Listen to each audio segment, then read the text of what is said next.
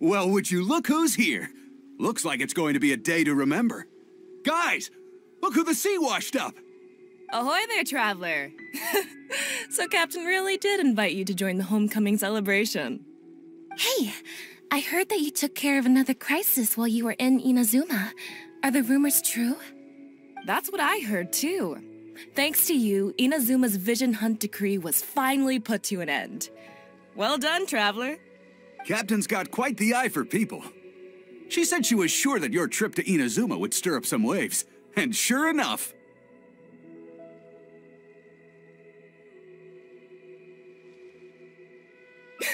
Look at you, being so modest. We all know what you did to protect Liyue Harbor. I've heard that they tell stories about you in Mondstadt, too. The honorary knight. Pretty impressive. I'd say someone of your caliber would be right at home in the cracks. Right, sailors? That's right. Wow, I'm getting excited just thinking of being the Traveler's crewmate. Hey, what do you say we arm wrestle? I was worried you'd be too busy to show up. Oh, Captain on deck! Captain, we were just trying to talk the Traveler into joining the crew. Yeah, come on, Captain Beidou. Surely you've got a way to get the Traveler on board. Oh, he's on board right now for the celebration, isn't he? Yeah, but just one celebration together is not enough. You know what we mean, Captain.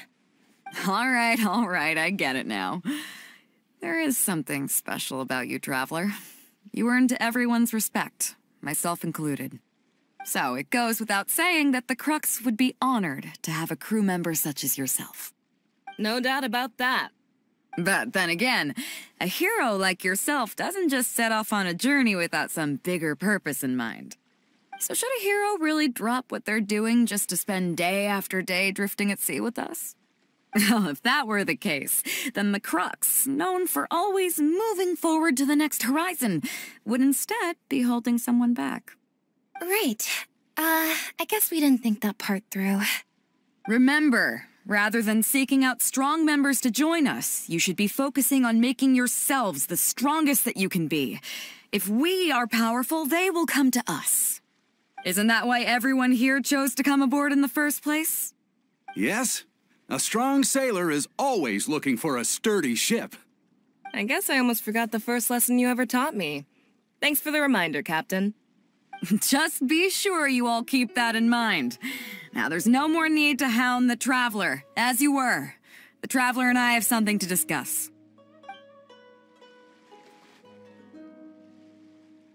I'm glad you came. Welcome back aboard.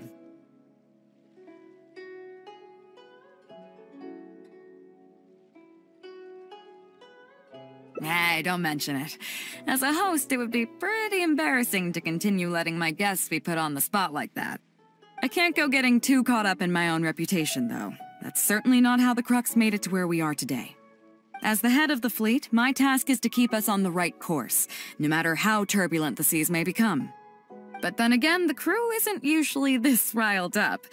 It's not that they're arrogant, they're just bubbling with ambition, that's all. Their excitement today comes from their great respect for you, both your strength and your character. So please, don't take it the wrong way.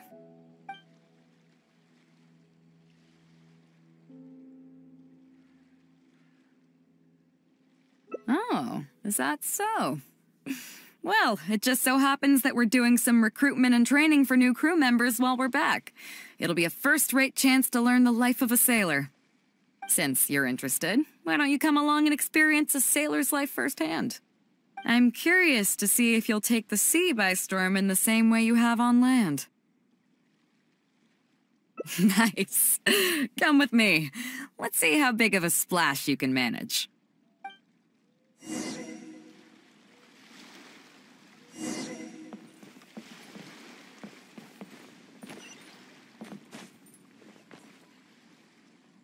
Chief Mate Juza's breaking in the newcomers, but I think we can spare you the tedium of that. After this, the new crew members will be arranged into 2 teams for more specialized training, according to their own aptitudes and the needs of the fleet. One team will learn comprehensive survival skills, including maritime emergency rescue, marine meteorology, psychological counseling, and so on. They will serve as the support team for the fleet, ensuring safe navigation. That's why we call them the Shield of the Crux.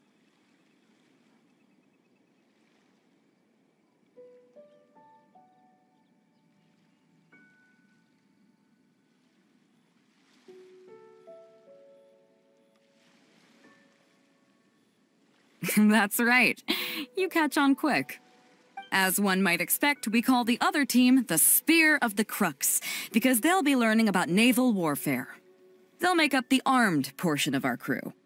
Also, they're responsible for handling the fleet's cargo deals. So, what do you think? Which team is for you? As I expected, you have a will to protect others. There are two main subjects that the Shield of the Crux focuses on: survival knowledge and entertainment. As I was saying earlier, survival knowledge includes prevention of injuries and diseases at sea, navigation and cartography, basic meteorology, etc. You can go learn about these skills from Yinxing, Huixing, and Liushi. They're all seasoned hands in their respective fields.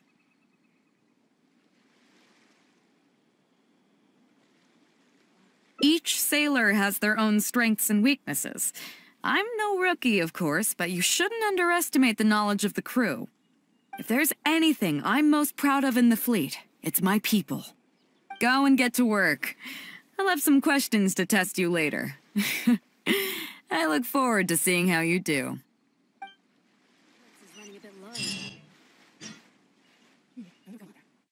You want to learn something about flavor? All right, then, I'll teach you. Oh yes, I'll teach you all right. Mark my words.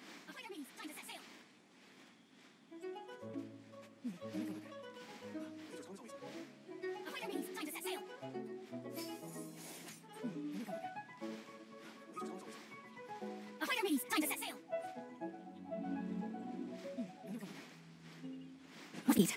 The waves are as calm as always. Hello, traveler. I'm Yinxing, the Crux's surgeon at sea. Whenever a sailor has a health problem, they come to me. I deal with it all, from seasickness and common colds to amputations and everything in between. Oh, I presume the captain arranged this, correct? All right then, let's begin. First of all, let me ask you this. What do you think is the biggest danger that all new crew members face?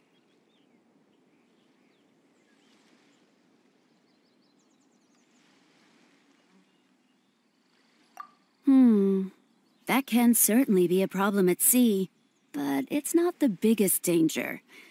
The most dangerous thing for a newcomer is to underestimate the dangers of life at sea. Oh, I have seen many new crew members who see themselves as young and fighting fit and have no regard for safety. They think that since they are tough enough to look after themselves on land, they'll be fine at sea as well. Those are the ones that always end up in the sick bay. Everyone should know that being a sailor, especially on a long voyage, is a brutal job in an unforgiving environment. We have to face malnutrition when we're short on supplies, all kinds of injuries and diseases that the harsh ocean weather can bring, and even the psychological problems that can arise due to isolation and the lack of entertainment. To make things worse, the lack of medication and treatment options at sea can result in even minor health problems becoming serious, or even fatal. Oh, you probably thought I was joking, right? Well, that's not surprising. Most newcomers think the same way. But hopefully you now realize that with a little extra precaution, a lot of these things can be avoided. Well, I think that's enough for you to think over for now. Is there anything else you would like to know?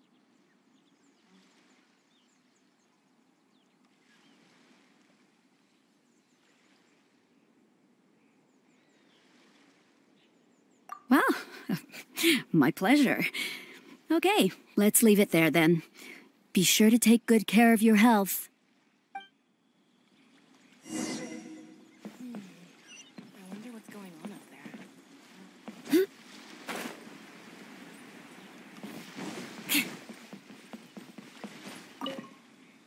sorry about earlier, Traveler.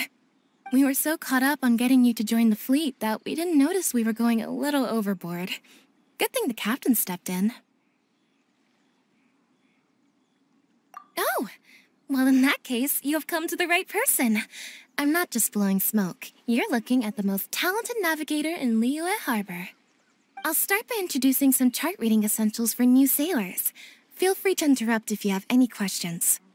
Let's start with what to look for when you get a set of complicated charts. First, you should always look at any indicated shorelines, islands or reefs, water depths, hydrological conditions, and other hazards. With these features in mind, you can answer the basic question of, can I chart a safe course through this area? Visually, nautical charts are a little unique.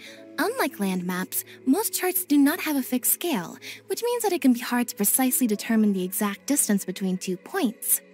The most advanced nautical charts come with a supplementary chart, which has different colored lines marked on it to indicate distances. It's worth mentioning that under my direction, the crux is using these advanced kinds of charts. Some cartographers mark out other points of interest on their charts, usually with their own special symbols. If they don't leave any accompanying notes, they can be very difficult to interpret.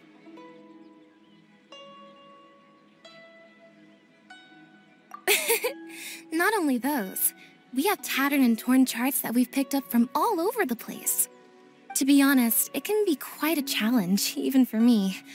Some of these charts are really old and have symbols that I've never seen before. But if we don't decipher them, we will certainly miss many secrets of the sea. Fortunately, we have the captain with us. She managed to find some ancient books on semiotics that I can use to study the charts further. I don't think anyone other than our captain could manage to get these kinds of resources. Old charts and ancient books on semiotics are not the kinds of things that are sold in your average marketplace. Oops, I've gotten off topic. Well, that just about covers the basics of chart reading. Is there anything else you would like to know, Traveler? My pleasure. A friend of Captain Beidou is a friend of mine.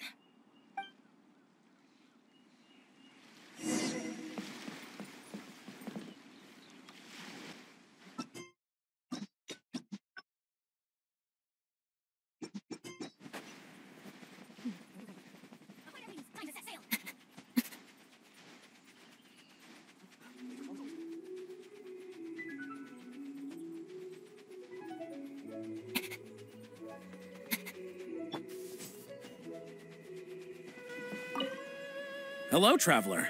Are you here to learn about marine meteorology? In my line of work, I've got to have a pair of sharp eyes. I saw the captain showing you around the training grounds, and then you went to see Yingxing and Huixing. So I figured that she probably wants you to get to know the life of a crew member. Okay, let's get started. First, I'll introduce you to the basics of meteorology. Marine meteorology basically means keeping tabs on the weather as well as other ocean phenomena, so things like sea fog, storm surges, water spouts, and so on. These are all potential threats to safe navigation.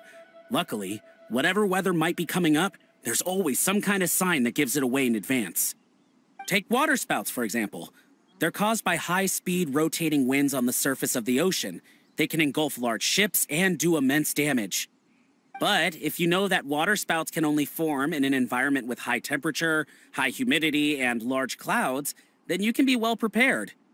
You will be even more alert if you also know that the presence of winds blowing in opposite directions, with a significant difference in speed, is a direct precursor to the formation of waterspouts. And most importantly, if you spot a small white vortex emerging from the clouds, you should immediately notify the crew to steer clear of what's ahead. So there you go. Those are the warning signs of waterspouts. I am proud to say that over the years, I haven't let a single one sneak up on my watch. I've got to confess, I learned almost everything I know from the captain. All the stuff about meteorology that I just told you about, she's the real expert. Do you know the small fishing village next to Wangshu Inn? I heard that when Captain Beidou was a kid, she worked there fishing. Later, she made her way to the harbor where she struggled to make a living. Growing up in an environment like that, it's no wonder she knows everything about the sea. When I first came on board, I lived every day wallowing in doubt, wondering if my former career as a sailor was all just a waste. But as I gradually learned some new things and became more experienced, I finally realized what makes the Crux so great. After all, not every fleet has the uncrowned Lord of the Ocean as their leader. I feel lucky just to have joined. Find me anytime if you want to know more.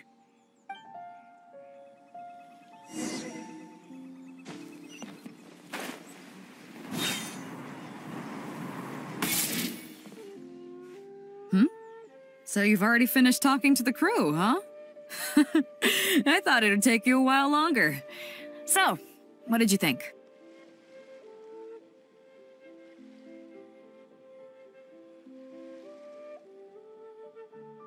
Well, you sound confident, but don't underestimate the shield of the Crux. Gotta admit, though, I like your attitude, kid. Okay, let's get started. First of all, life on the sea isn't always plain sailing. Injuries and illnesses happen all the time. But what is the single biggest danger facing crew members?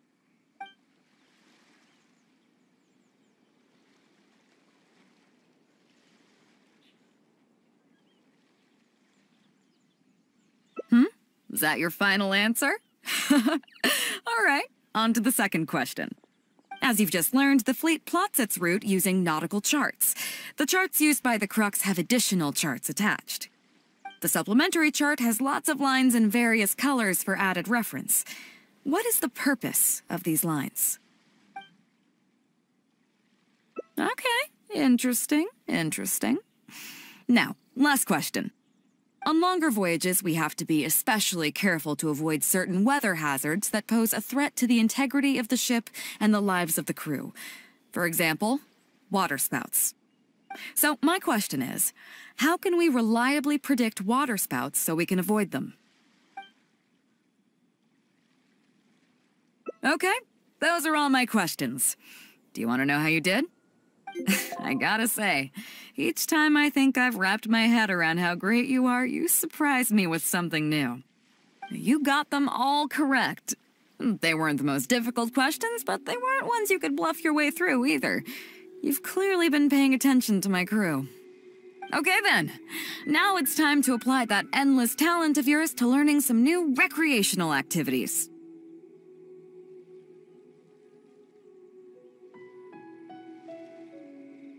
You need to realize that being out at sea might be fun for the first few days while everything's new, but before too long, looking at the same old sea every day and being so isolated from everything can really cause people to struggle mentally.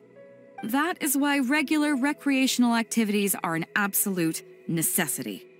We offer a lot of fun courses for our newcomer training, including fishing, photography, chess. Oh, and thanks to Kazuha, these days we also offer poetry and music appreciation, as well as communal wind listening. Each newcomer has to participate in at least one, so that they've got some way of keeping themselves occupied at sea further down the line. Of course, if you'd prefer wrestling sea monsters with your bare hands, that can be arranged.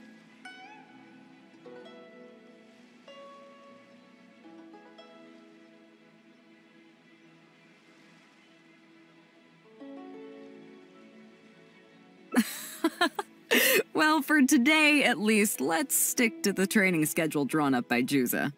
If I remember correctly, it should be photography today. Come on, I'll show you. I wonder what's going on up there. The waves are as calm as always. That is what I aspire to.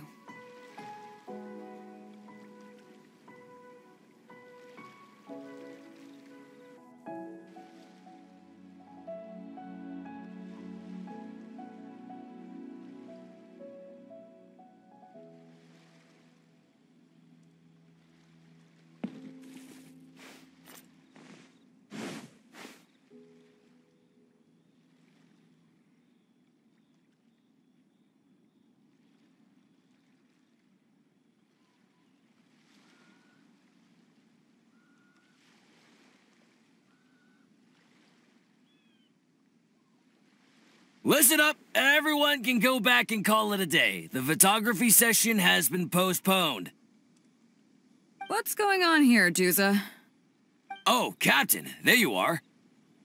Well, Captain, the photography teacher just sent word saying that she's fallen ill and doesn't want to risk coming in case she keels over in class. I see. That's quite unfortunate.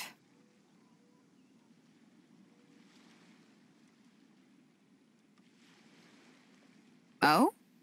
Quite the multi-talented one, aren't you? In that case, why don't you help us out and lead the class today? Yeah, unfortunately, the original teacher canceled at short notice, so there's no time to schedule anything else instead.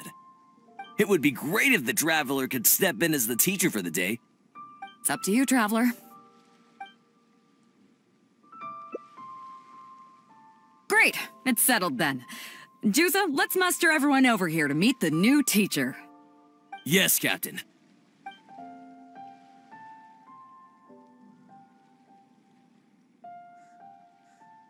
Okay, that's 1, 2, 3. Oh, that should be everyone. Take it away, Traveler. Oh yeah? What's that? Fair enough.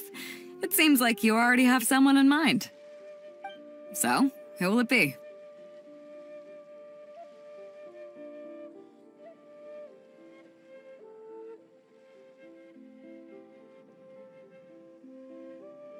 Me?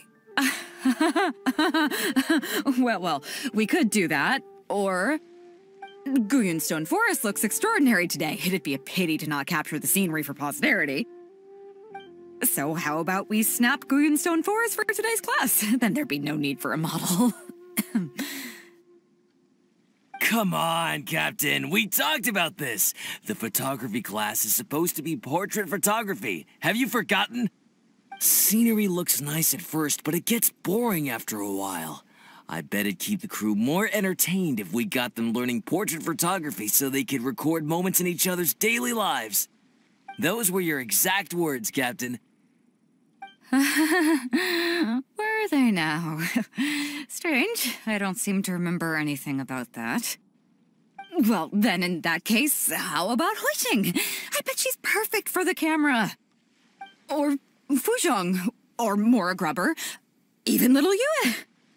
Seriously, Captain? Little Yue? You're just trying to wriggle your way out of this. This isn't like you. You are the captain, after all. Of all of us, you're the best suited to being a model. I agree. You were the one who invited the Traveler to be the teacher, so you should cooperate, Captain. Besides, Captain, you've never had your photo taken. It's high time you got one. You know, a heroic and striking kind of picture. We can even use it to promote the fleet during recruitment. Real funny, guys.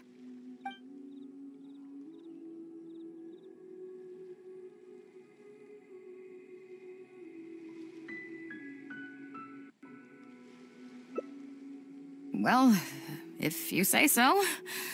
I'm not one to spoil the fun. So, what do I do now, Traveler?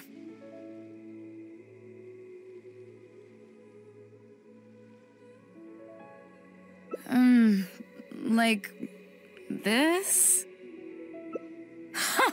You're kidding, right? I've never had my photo taken before, but something this simple shouldn't be a challenge for me.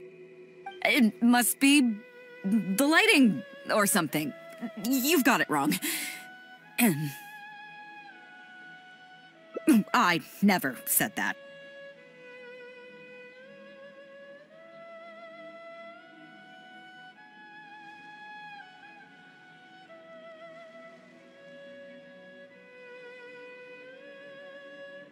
You mean go somewhere else, then bring the final photo back as teaching material? Sounds good to me. That's a good idea, isn't it, guys? The lighting may still be a problem. But I'm open to persuasion. If you have a suitable place in mind, I can consider it. Just to be clear, I won't necessarily agree. It depends on the place you have in mind.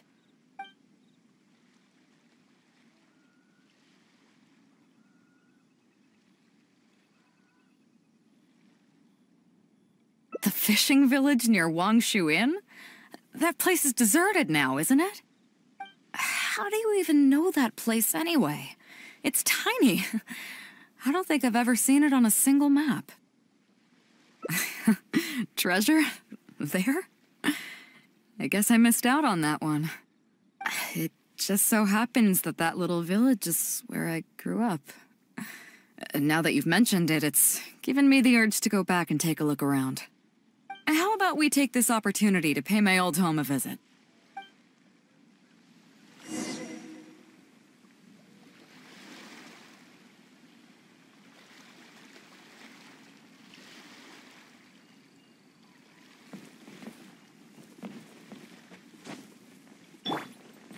More speed. I wonder what's going on up there. The waves are as calm as always.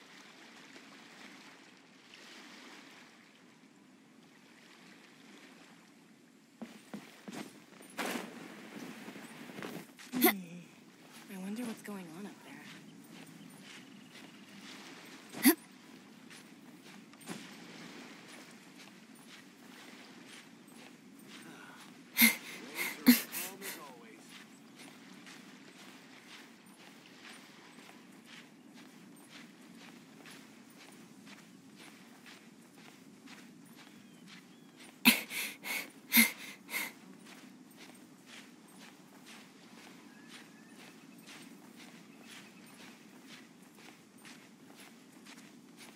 All clear as far as the eye can see.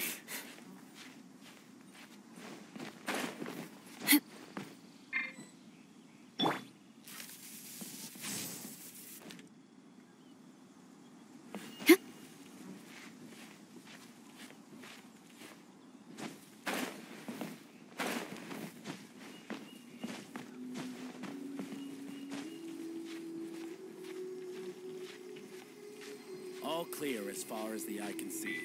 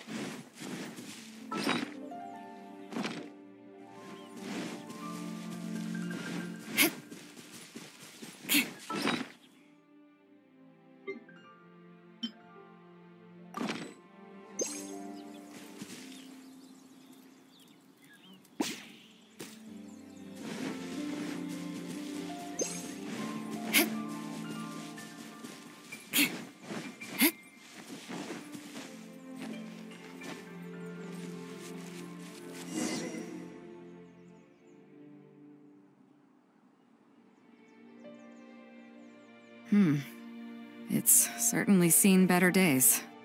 It was never that impressive, but at least back in the day, it was a lively village and home to several families. I wonder how long these last few old houses will remain standing. Nothing as dramatic as you might think. A few small incidents occurred, and then people began to leave. Come on, let's take a walk around.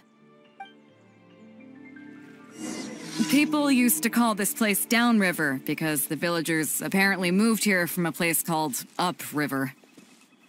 With them, they brought their knowledge of fishing, which had been passed down from generation to generation.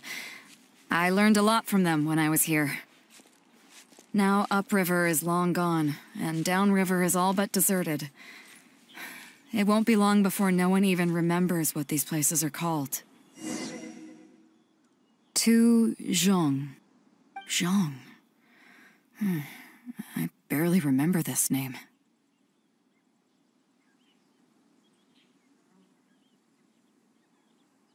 You're right. I was only about 5 or 6 years old when I first arrived here. I was homeless and had to wander around the streets. I remember finally managing to find half a rice bun, but then a stray dog jumped out and snatched it away from me. Half a rice bun was not something I was willing to give up so easily at the time, so I chased it all the way to this neighborhood. Then a few fishermen saw us running and stopped me. They were kind enough to give me some food. Seeing me stop, the dog also stopped running. But straight away it keeled over and never got up again. Maybe it was too tired, or maybe it had starved to death. I went over and saw that the dog still had the half rice bun in its mouth. It didn't let go even at the very end. Poor thing. Had I known the dog was so weak, I would have let it take that half rice bun. I could tell they were wary of me at first. I was the dirty little kid who had just chased a dog to death over some scraps of food. But I got lucky. The village chief took pity on me and brought me to their home. That's how I ended up staying here.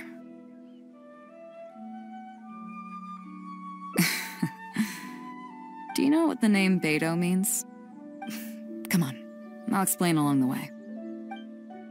About a year or two after I arrived, the village chief fell ill during the winter and passed away.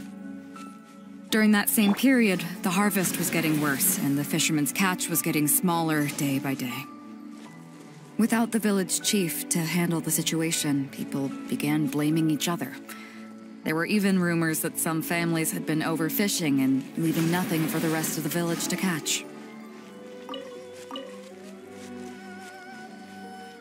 Don't waste my time. But in the end, they all turned on me, saying that they shouldn't have ever taken me in. They said I was bad luck. They pointed to how that dog died on the first day I arrived. Next thing you know, the village chief dies, and then all the fish die out. They said I was a living curse, and the downfall of the village was all my fault. I told them that I didn't understand. I'm not a curse, I'm just beidou. Then some of the villagers started shouting and drove me out of the village. They shouted, "Nando controls life. Beidou controls death. Beidou controls death." Before then, all I knew about my name was that it had something to do with the stars. It wasn't until then that I realized that Beidou was a constellation.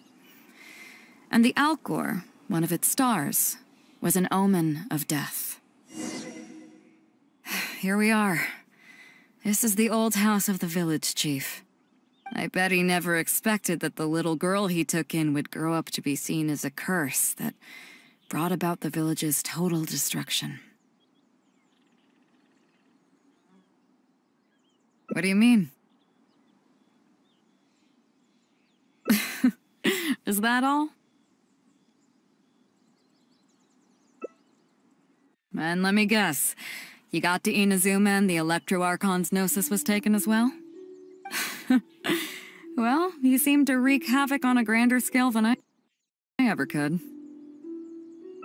Oh, I get it. You're trying to convince me that I'm not cursed.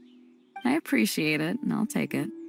Let's not forget that the people whose names stick around are the ones who emerge from the stormy seas unscathed, and the ones who get swept away in the wind are the fledgling birds who couldn't hack it. I, for one, have never encountered a storm I couldn't weather. But your journey's far from over, isn't it? Just remember, there's no telling what else you might encounter in this vast world.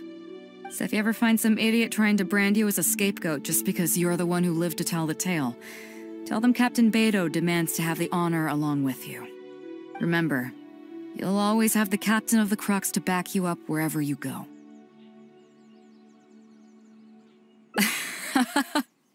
Two cursed scapegoats banding together for survival. Sounds like a recipe for disaster, but at the same time, I kinda dig it. I'm lucky to have a friend like you. Okay, it's time to get back to our photography. Right, teacher?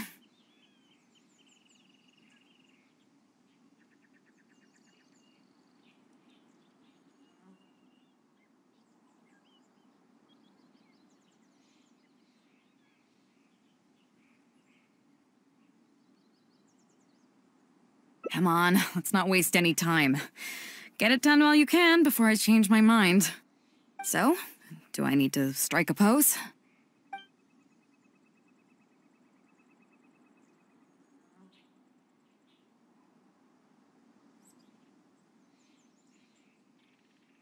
All right. How about this?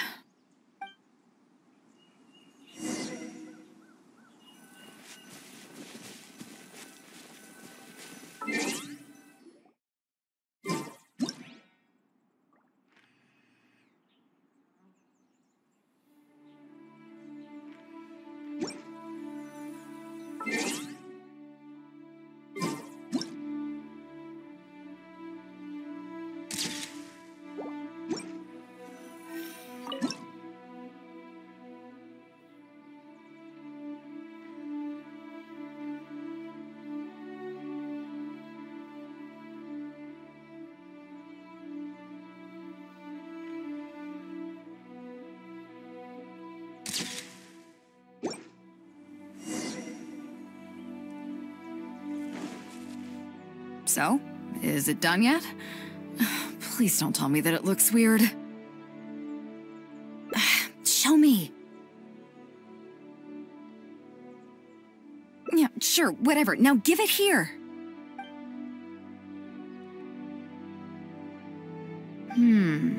Yes.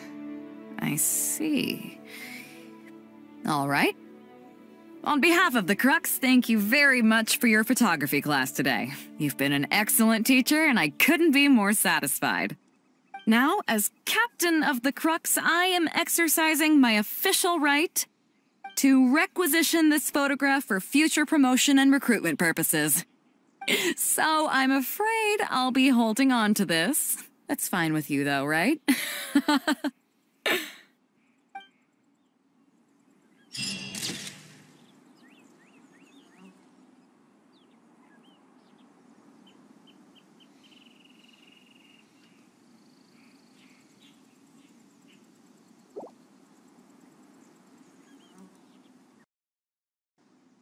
Here we are. This is the old house of the village chief. I bet he never expected that the little girl he took in would grow up to be seen as a curse that brought about the village's total destruction. What do you mean? Is that all? And let me guess.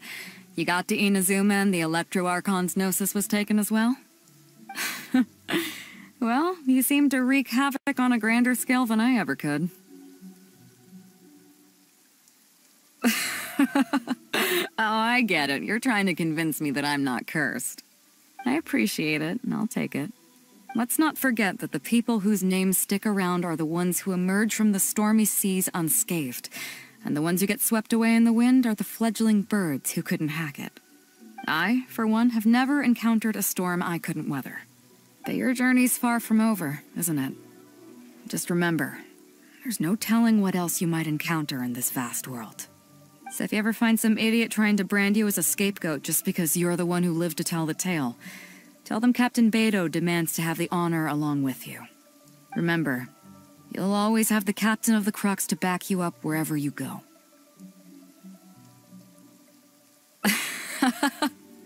Two cursed scapegoats banding together for survival. Sounds like a recipe for disaster, but at the same time, I kinda dig it. I'm lucky to have a friend like you. Okay, it's time to get back to our photography. Right, teacher? Come on, let's not waste any time. Get it done while you can before I change my mind. So, do I need to strike a pose? What? The nerve! What do you think this is? I don't want to do this whole modeling thing. Hey, cut it out. No more pictures.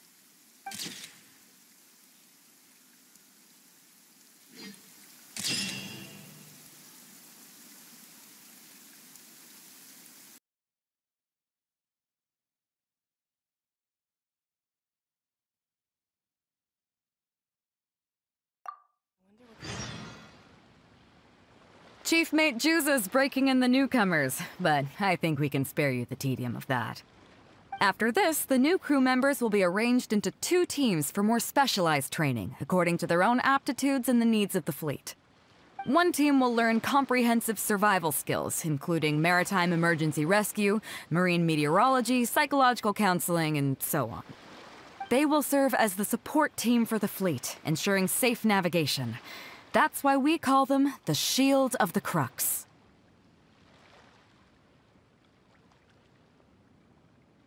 The vision of the Crux. Oh, we don't have that many visions, kid. As one might expect, we call the other team the Spear of the Crux, because they'll be learning about naval warfare. They'll make up the armed portion of our crew. Also, they're responsible for handling the fleet's cargo deals. So, what do you think? Which team is for you?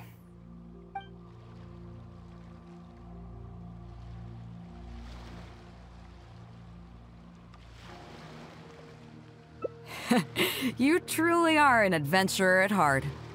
Let's start with the fundamentals for any armed crew member. Basic boat handling. Follow me.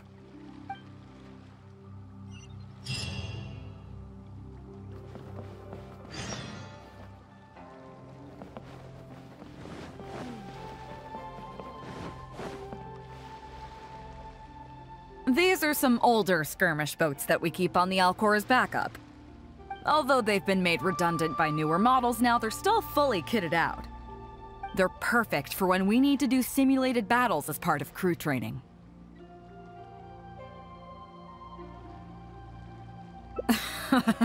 Disappointed? So this isn't quite on the scale that you had in mind, huh? To be honest, the Alcor going into battle is the last thing I'd ever want to see. In fact, out of all the confrontations we've ever had, almost all were resolved by negotiation. Only when negotiations fail do we consider deploying our armed fighters and skirmish boats, and they alone are enough to handle most situations. The only reason the Alcor would ever need to open fire would be if it were a fight to the death. The Alcor serves only 2 purposes: to deter or to destroy. We are an armed fleet with a strong sense of justice, not war-hungry lunatics. We're very careful about determining when to use force and exactly what level of force to use. All of this to say that mastering a small attack craft is quite enough for new crew members. Do you have any experience piloting small armed vessels? You mean you can do the jobs of a helmsman and a gunner simultaneously? Wow, that's quite an achievement. Even in the Crux, there are few who can do that. Seems like you're a natural. In that case, I'll skip the basics on how to operate your craft. The goal of this exercise is simple. Steer your skirmish boat along the prescribed route and return here within the time limit. You can start when you're ready. I'll be waiting here so I can observe your skills.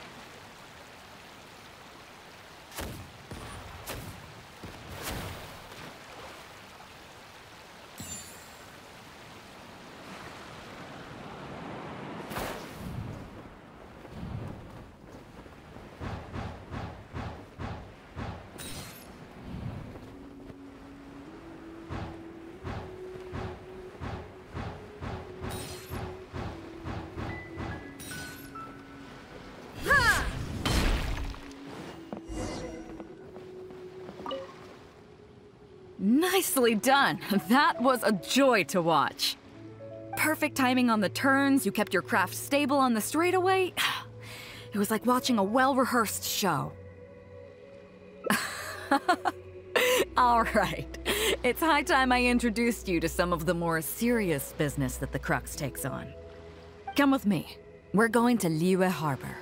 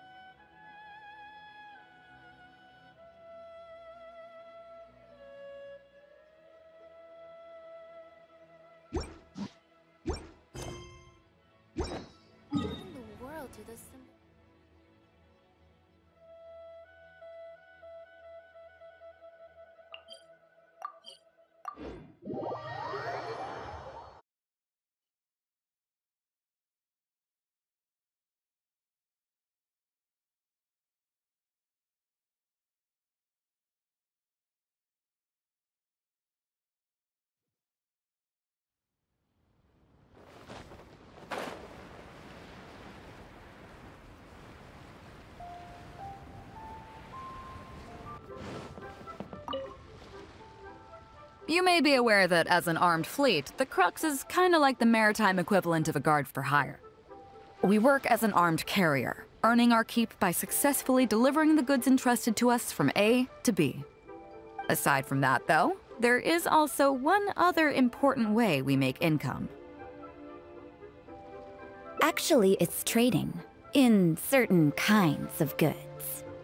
Hey, my hotshot accountant. Nice of you to join us. Cut it out, boss. Juza sent me here with a message. He says preparations are now underway. If you give me the all clear, I'll head straight over. Okay. Be careful. Well, she has something to take care of. Mora Grubber was right, though. The other important side to our business, the less official side, is doing exactly what merchants do. Importing here, exporting there. The only difference between us and regular merchants is that our transactions aren't entirely above board. You'll see what I mean by that shortly. I'm taking you to see one such transaction for yourself. Come on, let's go meet our trading partner for the day.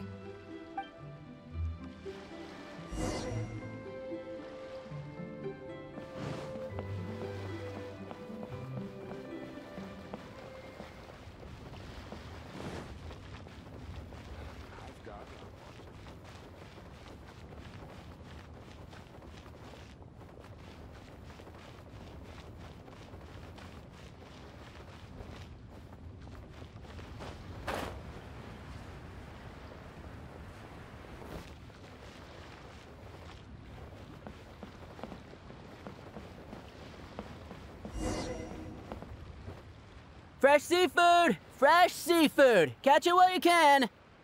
What do you have? Hello there! Here at Nay's Professional Fishmongers, we've got everything you could ask for. So what do you need? I want a bass head with all the teeth removed. If there's a single tooth in there, I don't want it. Huh? You know bass have pharyngeal teeth, right? In the throat? How do you expect me to get all those out?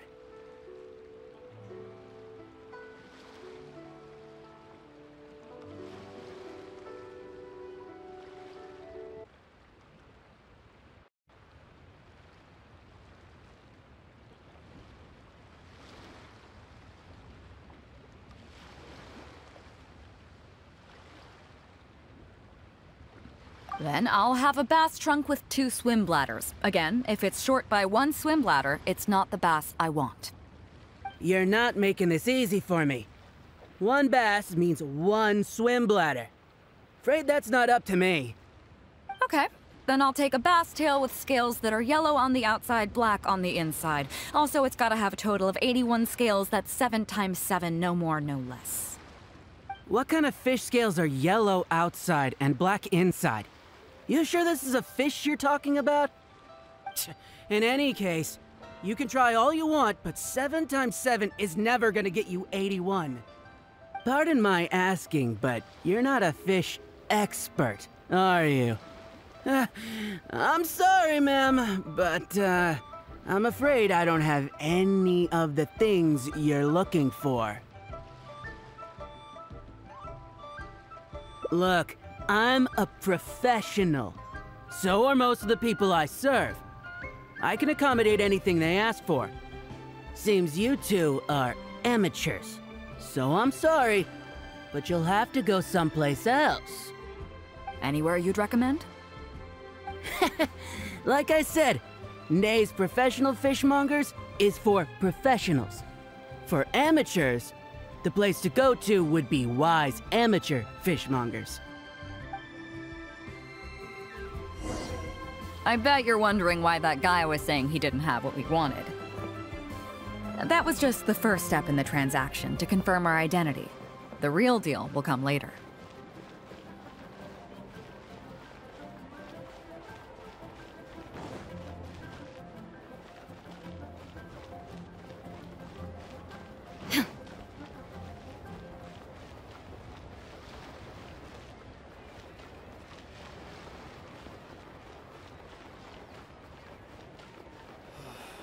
Why'd they have to give me that transfer?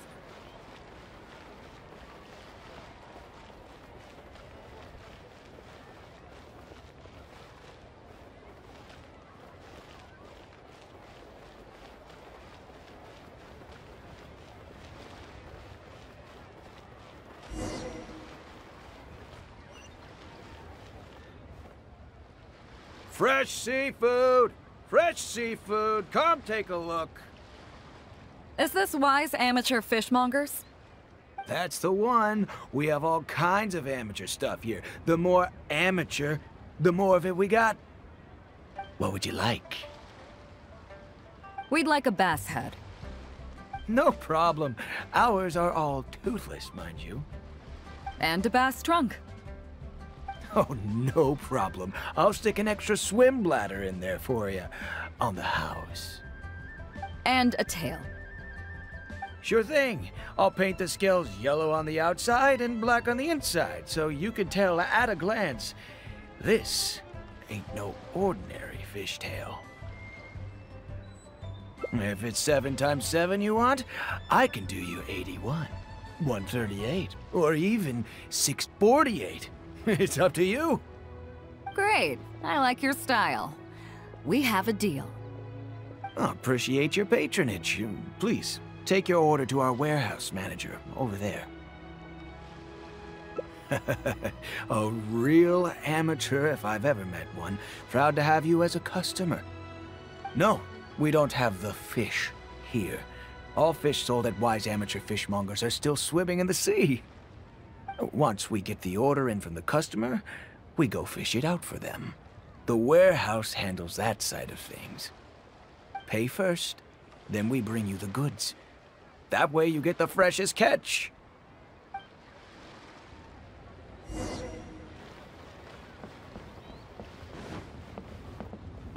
Ha! Ha! Ha!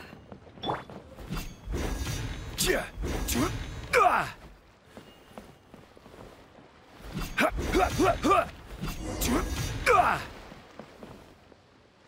Are you two here to collect your order, huh, beidou? Yes, sir. We're here about that bass. I didn't expect you to come in person, but we still need to follow procedure.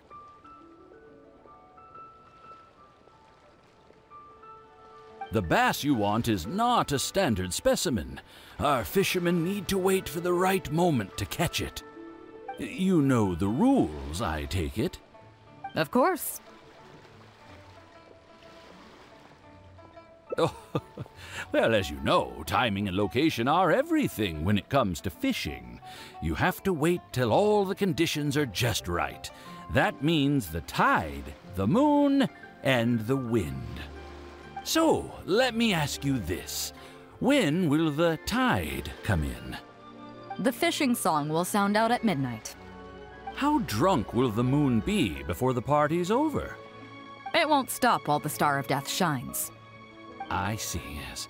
Which way will the sea breeze be blowing?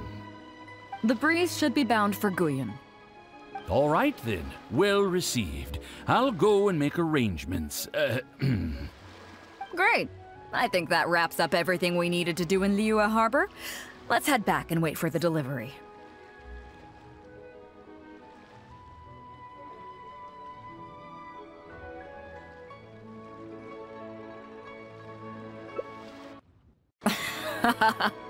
I thought we were pretty clear, weren't we?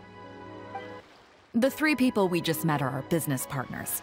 Nay's professional fishmongers and Y's amateur fishmongers are just cover names. The bass, obviously, is the code name for the goods. The numbers of teeth, swim bladders, and scales all represent different specifications.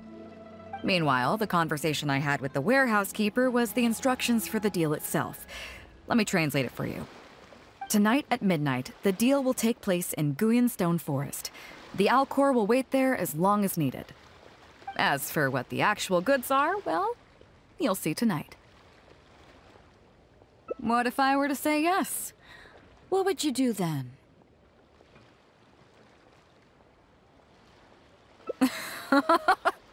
Thank you. But don't worry, everything will be fine. I deeply value you as a friend, but ultimately, you're not with the Crux. I definitely don't want to cause you any trouble just because you hung out with me.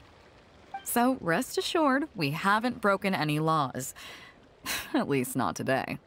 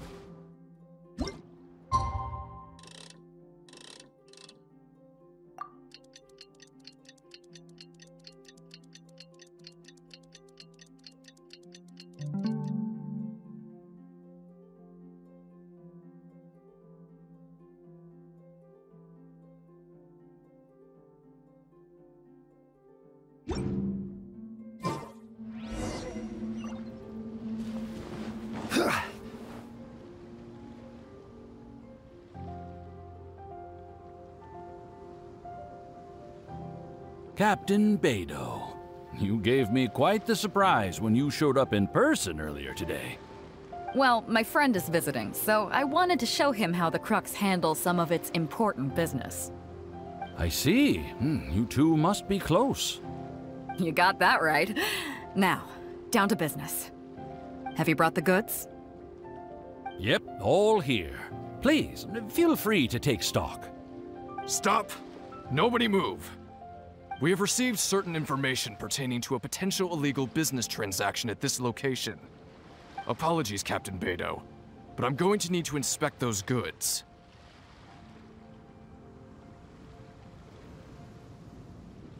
Oh? An illegal business transaction, you say? Well, all the goods are here. If you have any suspicions, please inspect them at your leisure. Captain, everything's been checked. It's just a bunch of potatoes, flour, and so on. And all the paperwork checks out too. Huh? Everything's been checked thrice over. There's not a single contraband item here. The paperwork was approved by the Ministry of Civil Affairs and the tax declarations are all in order. Looks like you've managed to clear everything up. I suppose we can put this down as a simple misunderstanding. Yes, apologies. This was a mistake on our end. Come on, let's go. Bravo, Captain Beidou. This was rather ingenious. Seems like your friend still has a little catching up to do. I know you have a lot of questions. Come on, take a walk with me and I'll lay it all out for you. Well, I'll leave you both to it. Captain Beidou, I look forward to doing business with you again. Take care. You probably thought that there was some sort of nefarious business going on behind all the secrecy today. The truth is, that was exactly what I wanted the Ministry of Civil Affairs to believe. What you might not know is that I, as the leader of the Crux Fleet, and you, the great hero of Liyue Harbor, have both been on the Ministry of Civil Affairs watch list for a long time. In other words, whenever you or I crop up in Liyue Harbor, it almost always draws their attention. Not that there's any animosity behind it, mind you. In their words, It's a security precaution to prevent people like us from causing unnecessary trouble. oh, I have no qualms about that. They're just doing their job, keeping the land safe. But how does that saying go again? Ah, yes. Sometimes, the closer you are to something, the less you can see. Did you figure it out yet? That's right. Maura Grubber, the accountant. With you, me, and a few sacks of potatoes and flour serving as a front, the deal she's overseeing on her end should go off without a hitch. After all, the Ministry of Civil Affairs sent the Millilith to us.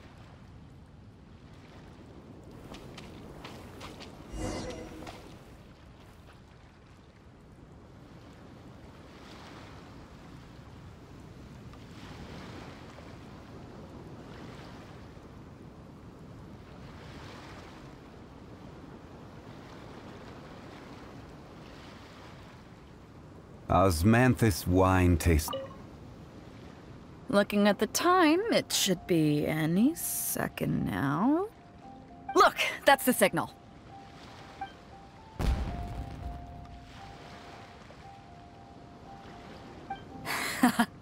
Tonight's real deal is officially done. Do you have any more questions? You're right. Never underestimate her. But as long as we don't take things too far, she won't look into it too closely. She knows that neither you nor I would do anything to harm Liyue. In any case, there's another higher-level watch list at the Ministry of Civil Affairs above the one we're on. It's top secret. Even I don't know whose names are on it. But I do know that the individuals and organizations on that list are the ones the Qixing are really wary of. I've gotten off topic. On some level, Ningguang and I are actually business partners too. Reason being, I'm the only one who can get her some of the more obscure treasures she wants. It's complicated. All you need to know is that what might be easily attainable for some people can often be a lifesaver for others who can't get their hands on it. That's where we come in. It's as simple as that. You still have some important things to take care of, don't you? As long as you don't know what I was referring to, you'll be safe. So, I'm sorry, but I can't tell you for now. Of course, if the day comes when you've traveled to every corner of the world, found your sibling, and neatly tied up all your loose ends along the way, you're welcome to come back here and I'll tell you all about it. You'll always be welcome in the Crux Fleet. I hope I get to see you on board again someday.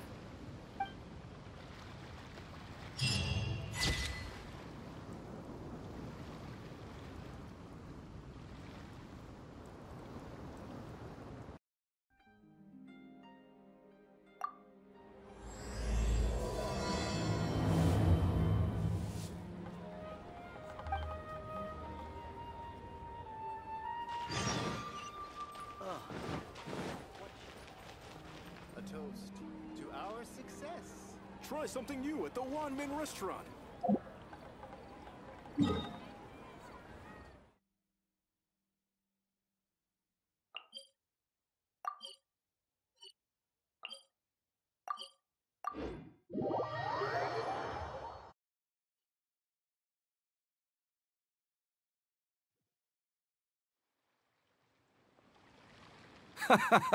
Well, would you look who's here?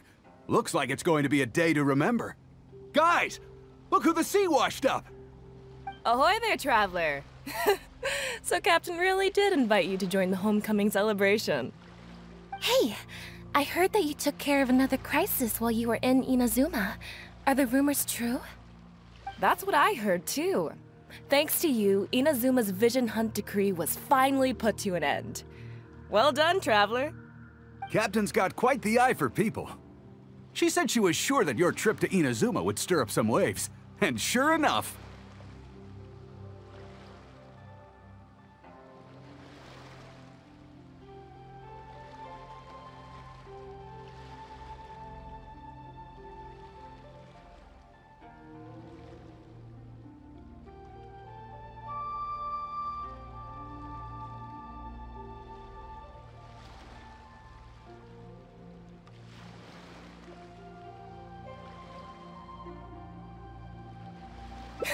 Look at you, being so modest.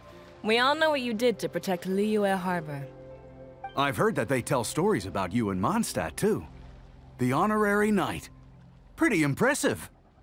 I'd say someone of your caliber would be right at home in the cracks. Right, sailors? That's right.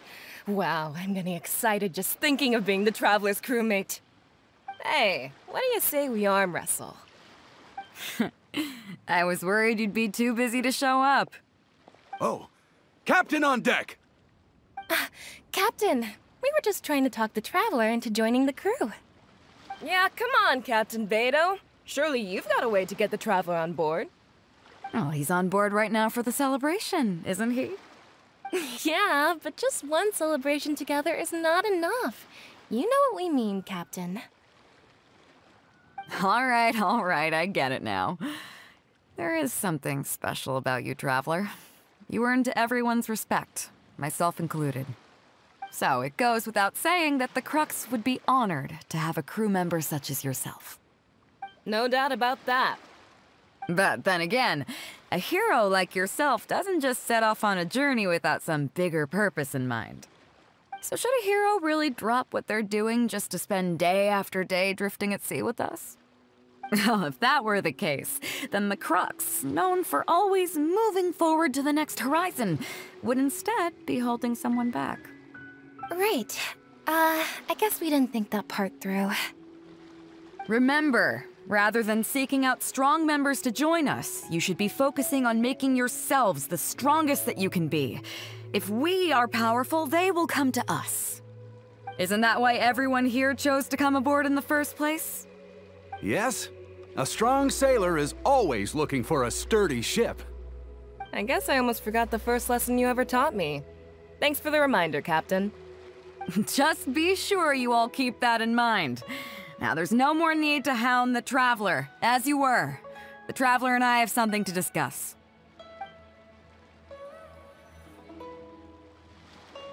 I'm glad you came. Welcome back aboard.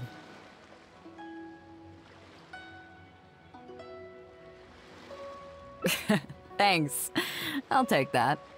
Some rumors have it that the leader of the Crux is so powerful that she could slay the mighty Leviathan Haishan without breaking a sweat. I can't go getting too caught up in my own reputation, though. That's certainly not how the Crux made it to where we are today. As the head of the fleet, my task is to keep us on the right course, no matter how turbulent the seas may become. But then again, the crew isn't usually this riled up. It's not that they're arrogant, they're just bubbling with ambition, that's all. Their excitement today comes from their great respect for you, both your strength and your character. So please, don't take it the wrong way.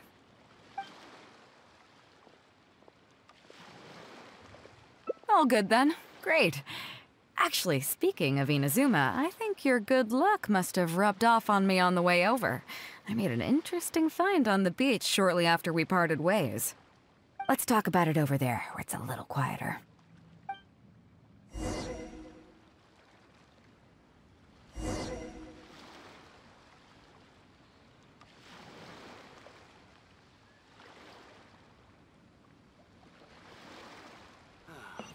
The waves are as calm as always. More speed. So after we dropped you off in Rito, we found a shipwreck nearby. Probably belonged to Inazuman pirates. We searched the wreckage and found a map. At first, I thought it was a nautical chart. I was thinking we might discover a new sailing route if we were lucky. But after a closer look, I realized it wasn't a map of the sea at all. It was a Liyue treasure map, and no ordinary one at that.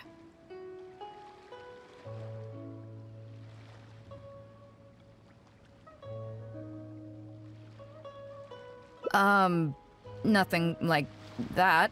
I just mean that the map was a mess. So it was the most I could do to figure out that the treasure was probably in Liyue. As for its exact location, I have no idea.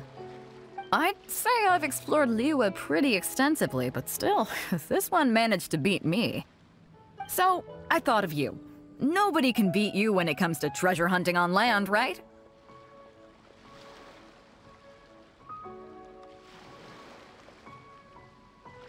Is that right? Well then, it looks like I'm in good hands. Here's the map. See what you can make of it. So, where do you think it is?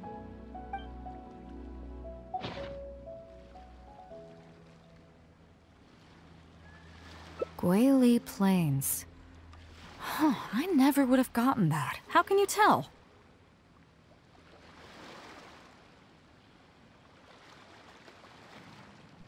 Oh, okay then. So you do live up to the hype. I can't believe you noticed that. You sure have an eye for detail. Let's head over there and take a look. I'll need you to help me zero in on the specific location once we're there.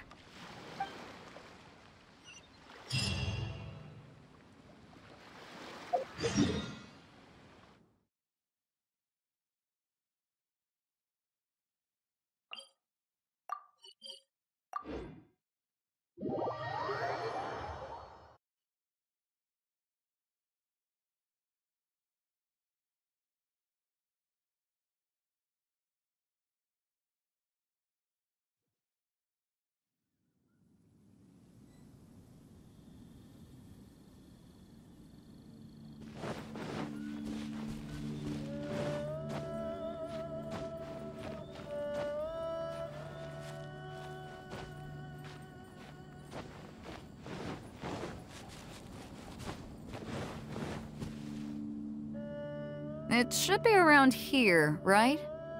Who are they? Oh, it's a bunch of treasure hoarders. I guess the treasure's for real then. There are quite a few of them. If things go south and fists start flying, stay behind me.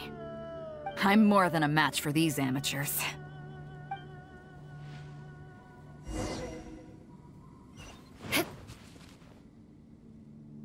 Keep digging, boys! Once we have our hands on the treasure, everyone gets a share! You can all hold it right there! Huh? Who's that barking orders? Do you know who you're up against here? Keep going if you got a death wish! What the... It's... Captain Beidou! Run, boys! Run! Nobody move! Captain Beidou, Lord of the Ocean, this is all my fault. I didn't know who I was up against. I don't have a death wish, I swear. I got a big mouth is all. It's always saying things it shouldn't. I swear I'll wash it out with soap the moment I get back. Please, have mercy. Will you spare us?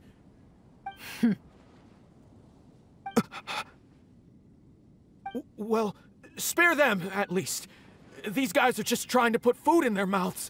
They'd never hurt a soul. If you need to take anyone, take me. Please, let them go. It was me that disrespected you. They never did and never would. Is that right? Fine. Seems like you've got a heart in there somewhere, seeing how you treat your crew. I'll let you off the hook this time. Get out of here! Thank you, Captain Beidou. Thank you. Wait. Yes? What else might the merciful and mighty Beidou require? This treasure's still up for grabs. The Crux fleet honors the rule of first come, first served. You found it first, so name your price. I can't have any rumors going around about Captain Beidou stealing other people's treasure, can I? Captain Beidou, we wouldn't dare take Mora from you! Take the treasure, as an apology for my foolish words. Please, take it. Please. Oh? Well, if you insist. I accept your kind offer, and I'll make you one in return. You don't seem like terrible folks, so let me help you get onto the right track. If you want to mend your ways and put all this behind you, the Crux can probably arrange some odd jobs in the port for you. It'd be humble work, but at least it'd get you on your feet and making an honest living. A much better deal than what you've got going now, if you ask me. Wow, thank you, Captain Beidou. On behalf of me and all my boys. Right. Let's see what we've got in here. This isn't what we're looking for. Let's look around. Maybe we'll find it. More speed.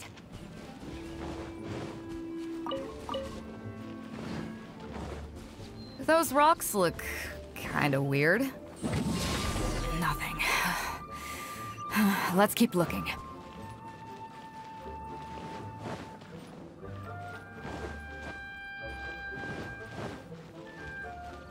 What are those hilly trolls digging for? Wait, actually, I've heard they sometimes dig for buried treasure. Let's go take a closer look. Aristocrats share this. Torn to oblivion! There is no escape! Ha! Kill! Ha! Let's light it up! Shine down! Ha! Nope, not here either. Now that we've searched all the places of interest in this area and come up with nothing, you got any ideas?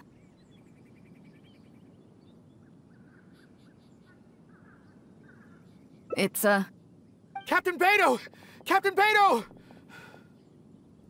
Huh? Hey, what brings you back here? Captain Beidou! Actually, we've just been wandering around nearby. We didn't go far, because we were thinking about what you said and... Well, me and the boys decided we're ready to move away from all of this and get on the straight and narrow. Oh? Are you sure? Yes, absolutely sure. Okay then. But I'll warn you right now, you won't have it easy. It might just be menial work in the port, but in the eyes of the general public, you'll be associates of the Crux. So there'll be a grueling test you have to go through before you can start. I understand. Truth be told, Captain, it's only because it's you, the mighty and honorable Captain Beidou.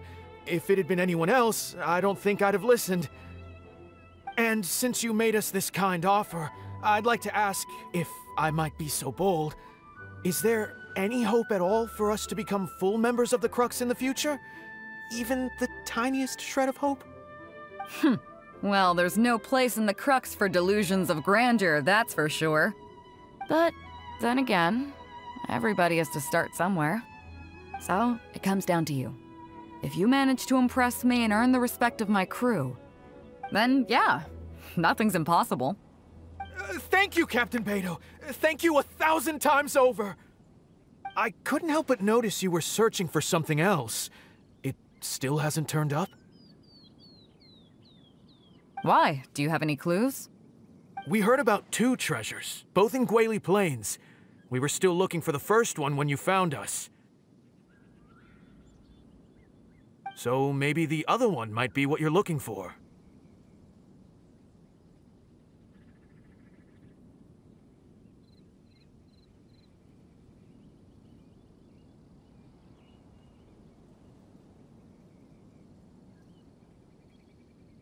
Not too far from here, but I'm just not sure of the exact location. All the info we got about this treasure came from the black market. The answer's hidden inside a poem which goes like this. Drunkenly I gazed at the ruins long forsaken, and lay beneath red leaves whose branches cast a crooked shade.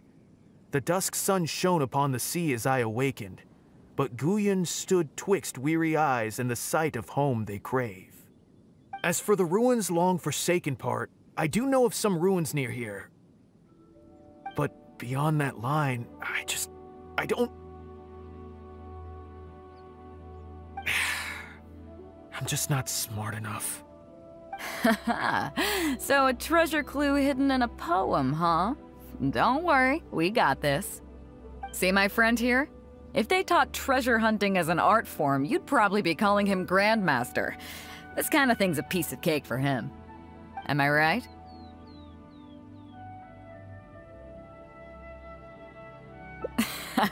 Okay then. Let's start by heading to the site and surveying the scene. Maybe we'll find some other clues over there. Okay, come on boys, you heard the captain! Lead the way.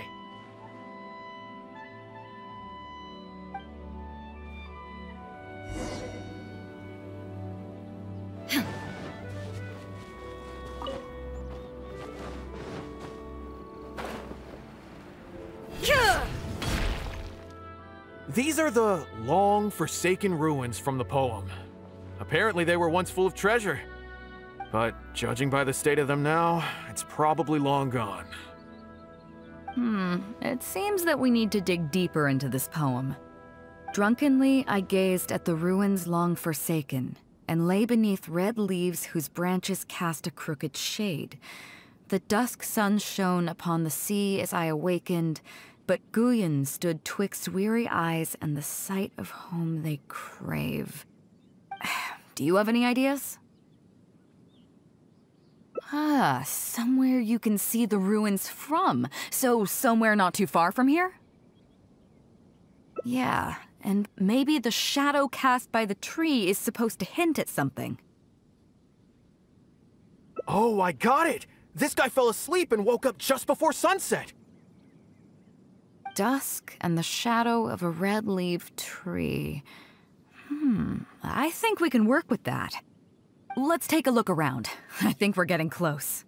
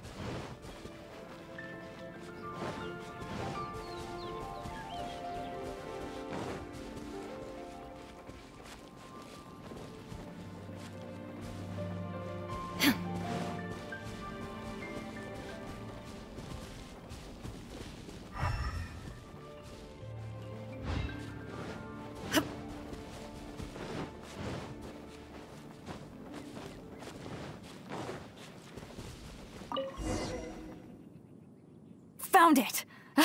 At long last, the treasure is finally in our hands. A check from the Northland Bank. You really came through. We found the spot in no time. Without your help, I don't think I ever would have gotten my hands on it.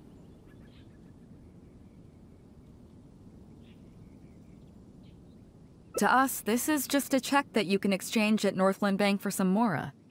But to some people, it's of huge importance. When I found the treasure map, it was tightly sealed inside a small bottle along with a letter. I'll let you read it for yourself.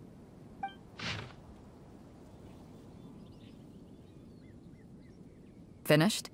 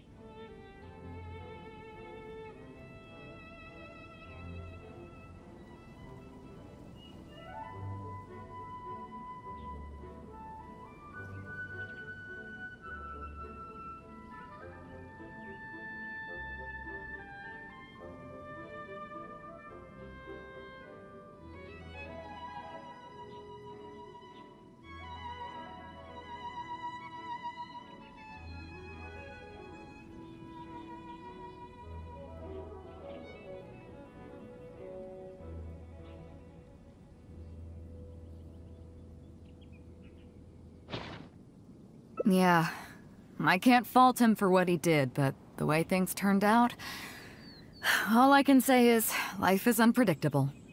Well, let's fulfill his final wish by taking this check to where it belongs.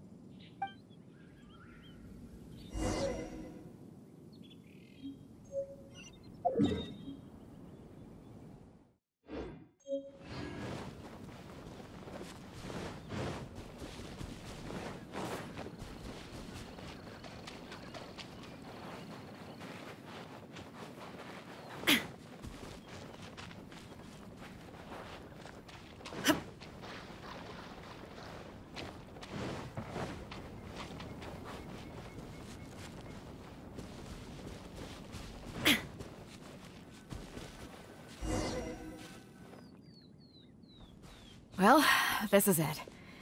Oh boys, it's time for your first job! Give this check to the old lady who lives in that wooden hut. Tell her it's a welfare payment from the Liyue Ministry of Civil Affairs. Yes, boss! What's up? I see. But you only find sakura blooms in certain places, right? It must have been quite a bit of work collecting all these, surely. Let's just pick one, huh? One's enough to show that you care. You've already helped me out so much today.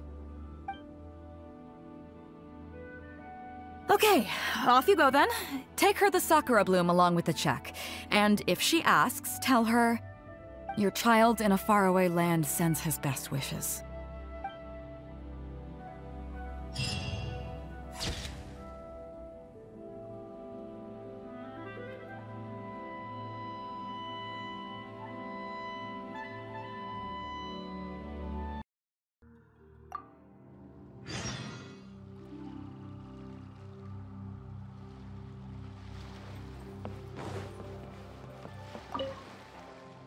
So after we dropped you off in Rito, we found a shipwreck nearby. Probably belonged to Inazuman pirates. We searched the wreckage and found a map. At first, I thought it was a nautical chart. I was thinking we might discover a new sailing route if we were lucky.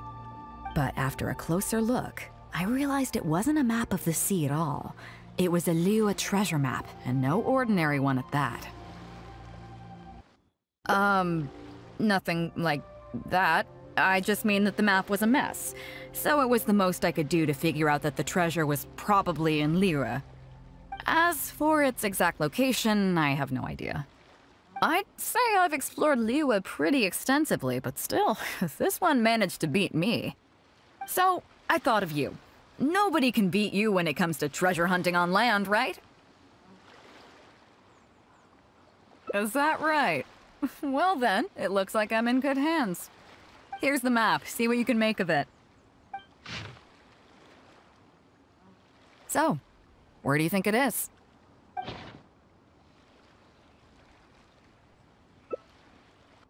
Jingce Village. I don't see the resemblance at all. How'd you come to that conclusion? Oh, okay then. I'm definitely a rookie at this. But your word's good enough for me. Time for a trip to Jingce. You're coming with me, of course. I'll need you to help me zero in on the specific location once we're there.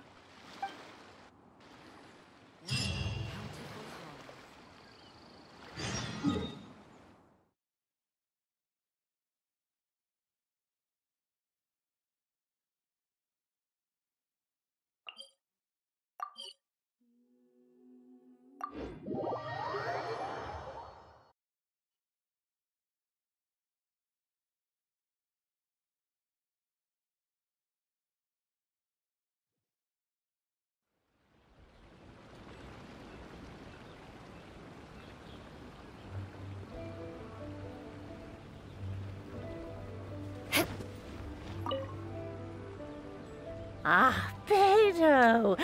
Wow, and the traveler! My goodness, what's the occasion?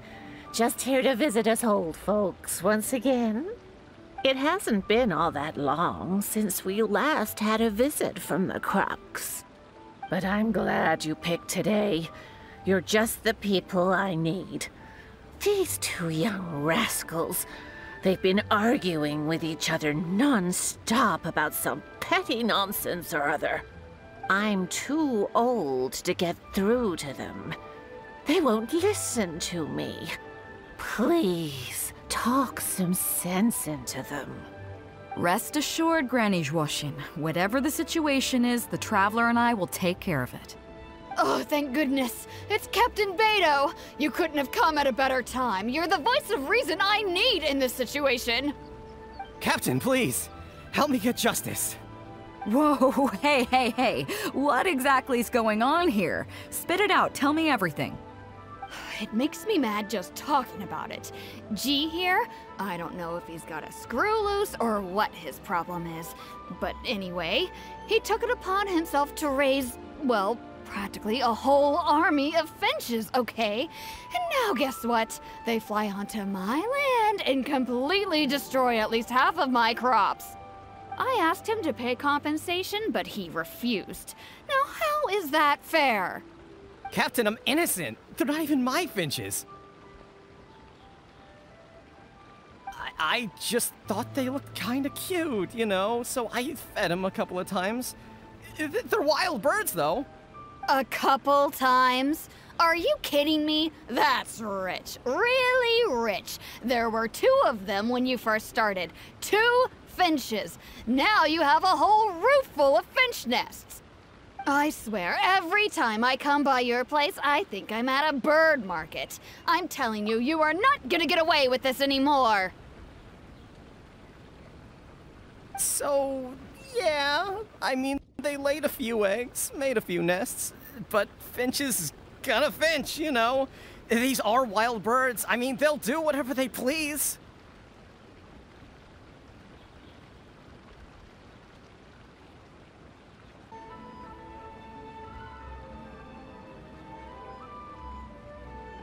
So that's how it is. I think I got the picture.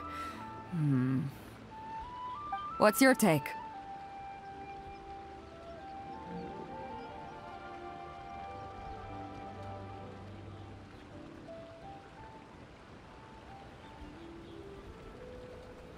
Yeah, you have a point. Gee, let's say I'm interested in buying these finches off you. What would you say to that? Are you serious, Captain? Oh, that would be great. Honestly, with all this trouble they've been causing me lately, they've become a bit of a burden. So if you're happy to take them off my hands, that would be perfect. All right, deal. My only condition is, you have to use some of the money to compensate Wenjing for her losses. Oh, come on. But I never raised them, did I? Well, you tell me. You took my deal, that means you admitted to being the owner, doesn't it? Otherwise, what gives you the right to sell them to me? Captain Beidou's right. If you didn't raise them, what makes you think you can go taking her money for them, huh? Well... Don't worry. My offer includes plenty left over for you after deducting the compensation. This way, you get something back for looking after them. Okay, then. Okay. I'll pay the compensation. I hope you 2 are very grateful indeed to Beidou. I dare say no one else will be quite so accommodating toward the people of our village. Granny Zhuoshin, as you know, many of the boys from your fine village do sterling work for the Crux. The fleet wouldn't be what it is today without them, so please think nothing of it. Gee, Wenjing, I guess you're free to go. Captain Beidou, you're here. Pops Shing, it's been a long time. Have you been? Don't get me started. I've been having some real trouble with that neighbor of mine, Jen. We keep having the same argument, and it just goes nowhere. I heard you were in the village, so I rushed over to seek your help. What's the issue? Oh, come with me. You'll see. Let's go find Jen and clear this whole thing up, face to face.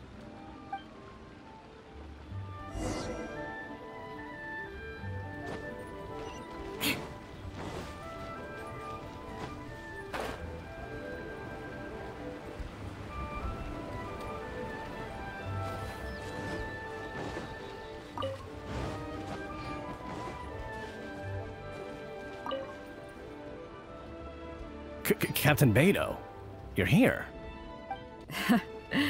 I heard that you and Pops Xing had a little misunderstanding. So, what's up? Tell me about it. Zhen planted a tree on his property a few years back. I had no issue with it at the time. It's just a tree. But a few years on, it's grown taller than the roof of my house. Every morning when I get up and open the window, I just want to feel the sun on my face, but I'm greeted instead by the looming shadow of my neighbor's tree. It really affects my mood.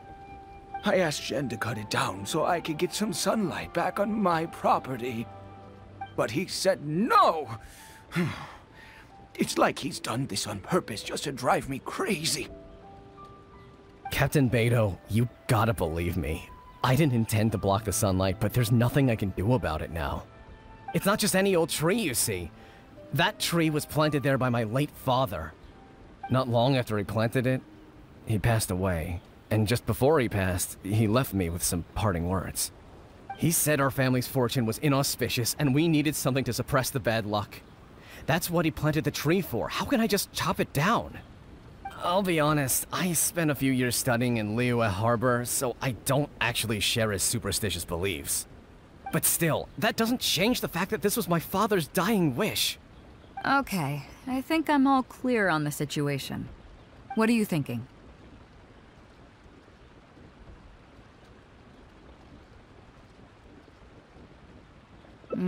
I was thinking along the same lines as you.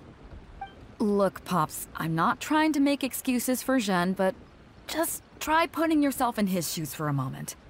Zhen's desire to protect his tree isn't for money or because he wants to hurt anyone, or for the sake of any superstition.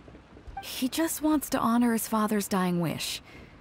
Pops, you have kids too, right? Yeah. When you put it like that. Pops, if you can agree to it, I'll have a word with Granny Zhuoxin and see about getting you some money from the relief fund as compensation for having your sunlight blocked. As for the tree... That sounds good to me. Whatever you think, Captain Beidou. The tree can stay. Some compensation would make me feel much better about the whole thing. Thank you, Captain Beidou. And thank you for understanding Pops Xing. I'll make sure to trim it back when I get home to let some more light through. It'll be such a relief not to have to worry about this anymore. On a separate note, I remember the Crux last visited the village not very long ago. Is there some special reason why you're back in person so soon? Nothing all that special, just personal reasons. I'm looking for some treasure. Huh? Treasure? Wait a second. That reminds me, I saw Chongping and Defu arguing in the fields earlier. It sounded like they were both trying to lay claim to some treasure. I don't know if it's related to the one you're looking for, but anyway, they're probably still there now. Really? Okay, well, you and Pops Xing can go about your business now. I'll go see what the situation is.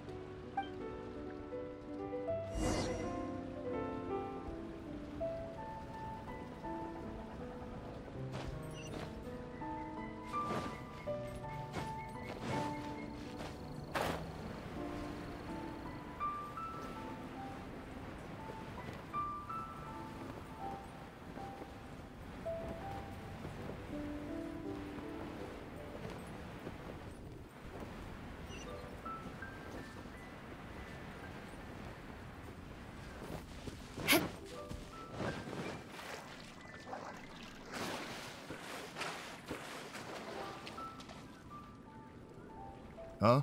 Beidou, you're just in time. Defu's being completely unreasonable. What happened? I'm not being unreasonable, Captain. I got Chongping to help me plow my land because it's the busy season. And then, what do you know? He plows up a treasure chest. Way I see it, it's my land, so the treasure belongs to me, right? I think it's a pretty clear-cut case. You say that, Defu, but what you're forgetting is that I came to help you plow your fields out of the goodness of my heart, and you haven't paid me a single mora. It was also my plowing that turned up this chest. However you cut it, surely I'm entitled to at least some of the treasure. The domestic drama just keeps coming today. What are your thoughts?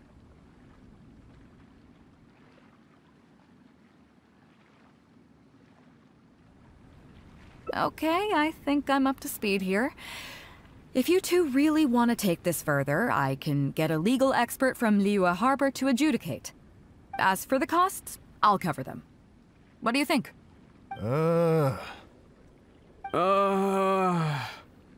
Neither of you seems thrilled about this course of action.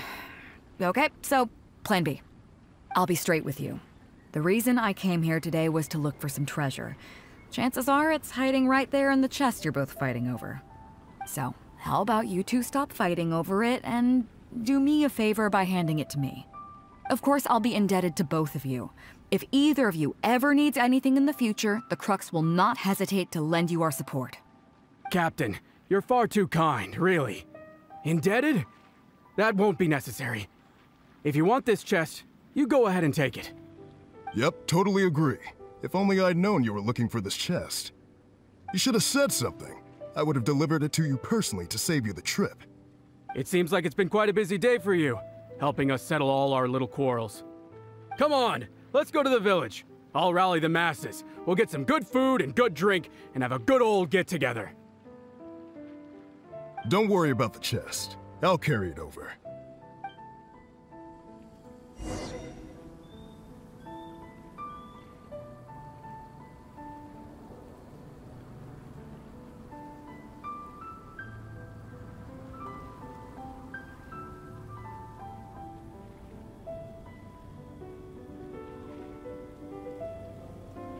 To do away with all the superfluous detail.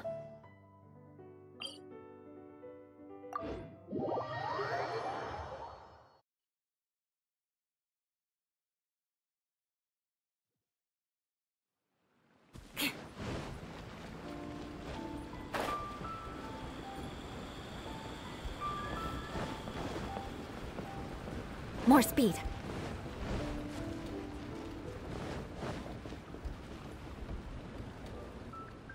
What a fine day today has been. Beidou has solved an awful lot of problems in our village. She sure has. Without Captain Beidou, that compensation payment would have bankrupted me. Yeah, and if it weren't for Captain Beidou, I'd still be arguing with Pops Xing. Hear, hear! We have plenty to thank Captain Beidou for, I'm sure. I propose a toast in her honor. To Captain Beidou. Cheers! I couldn't ask for more than the chance to get everyone together and drink to our heart's content. Cheers!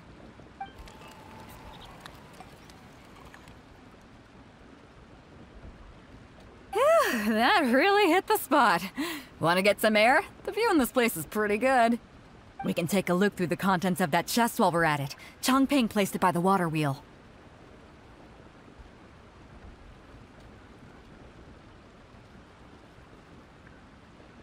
Are you kidding? Beidou can handle her liquor. Come on, let's go.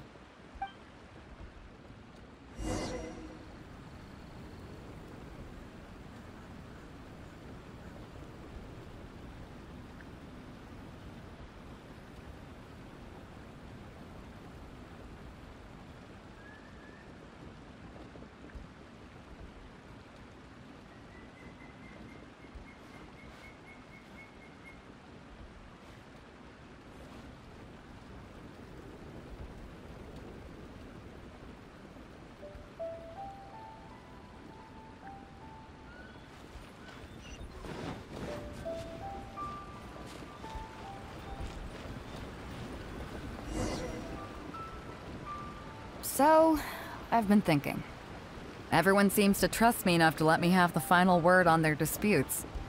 But don't you think some of my solutions can be a little stupid? You can laugh, I don't mind. Take Changping and Defu's wrangling over that chest, for instance. I had no clue who it should belong to, so I just came up with this stupid idea of taking it for myself. At least that way, neither of them would feel like it was unfair. But, I mean, I'm no Ningguang. I can't make a perfect deal every time. And I'm no Yanfei either. Not all my judgment calls are going to be 100% fair and square. I am Beidou, and my strength is in trading favors.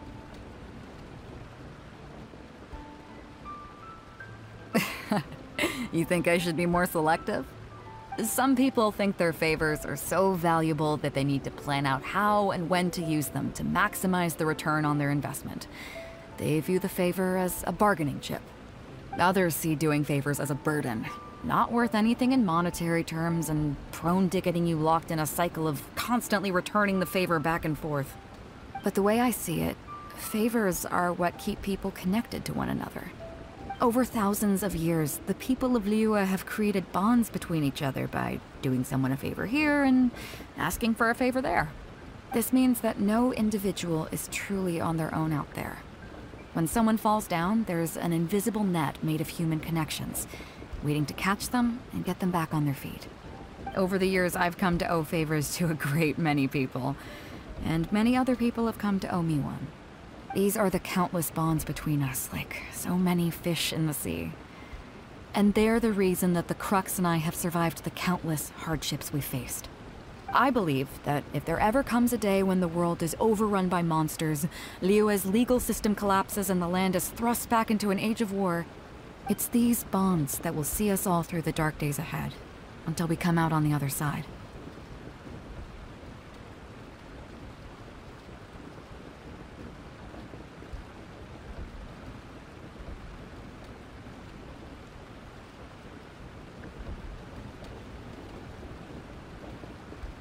I'm not saying that.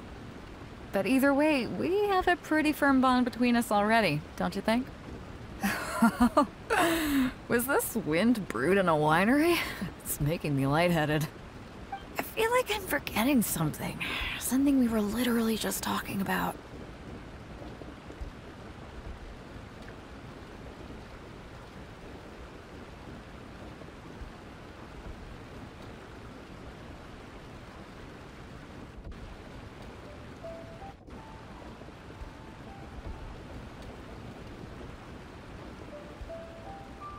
Oh, yeah, the chest!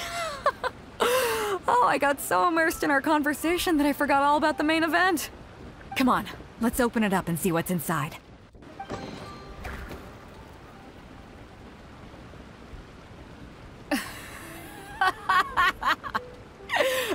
Oh, that's it?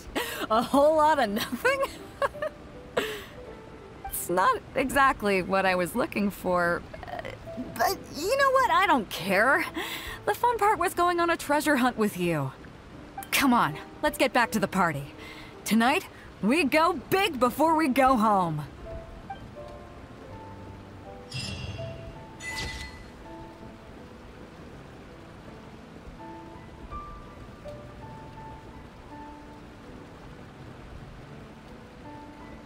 You want to learn some Favonia's blade work?